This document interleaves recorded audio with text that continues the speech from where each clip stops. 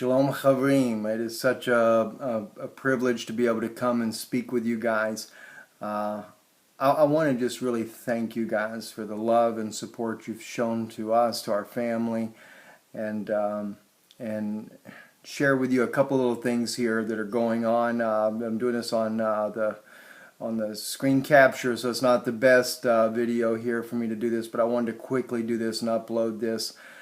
And I wanted to share with you one. I was reading in Psalm 78, I believe it was, the other night. And when I was reading in Psalm 78, one thing that really touched my heart, God is speaking about, it's more of a prophecy for the future for Israel. But then he goes into Israel's sins from the past. He speaks about, specifically he names the tribe of Ephraim, which is my father's side of the family. And when I listened to this, my heart was so moved. And I just really began to cry out to God in prayer. And I asked him to forgive us. Forgive the sins of our forefathers, not only my forefathers of the tribe of Ephraim, but also all the 12 tribes of Israel and the sins that we have committed against him. And while I was in prayer like this here, right here in the office here, as I began to cry out to him for mercy, it sounded as if someone stood up in the room, and my heart just began to... It's a fearful thing, but it's a privilege to feel that you know that God is in the room near you somewhere. And another thing, my wife was bringing to my attention that Israel, Benjamin Netanyahu, I believe is the one that actually has said this, was speaking about how that all the world is turning against Israel. And it's so true. Everywhere we see, the world is turning against Israel.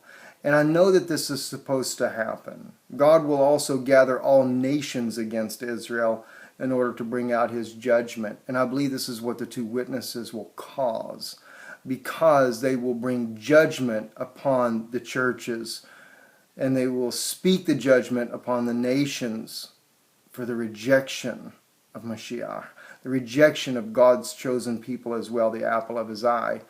And in light of this, something struck my heart very interesting that I wanted to ask you about and ask you to be a part of with us here. I want to take and make a video.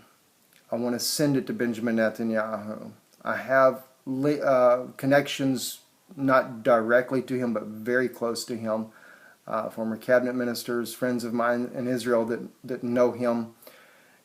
And I want to make a video. I'm asking you guys out there, if you would take, and I'd like to put it together this weekend, so if you can take your family, your friends, anyone that you have that would be a part of this with you, send me about a 10, 15 second, it could even be less, video of your family to israelreturns@aol.com. Take a short video for me, upload it in a file, send it to me via email, showing your support that you stand with Israel. In your email, make sure you note to me the name of your family, where you're from. Make sure you say that on the video, whatever it may be, like the Holbrook family in Montana, whoever it may be, Louisa in England. My brain will get crazy here in a minute. Mina in Washington, Mina and Jay Lee in Washington, D.C. Wherever you are, just show your support, and however you want to do that you stand with Israel. I want our Prime Minister to know that there are Christians out there all over this world. And you may not, even if you're not a Christian, maybe you're Jewish and you watch this video, show that you stand with Israel. And we're going to put all these, and I'm asking for your permission now to put your video with everyone's. And if it's a little bit too long, I'll have to edit it down, because I've got to try to keep as rapidly as it can go through there. But I want to send it to him, and I want him to see, and the world to see, that there are those believers that love and stand with Israel.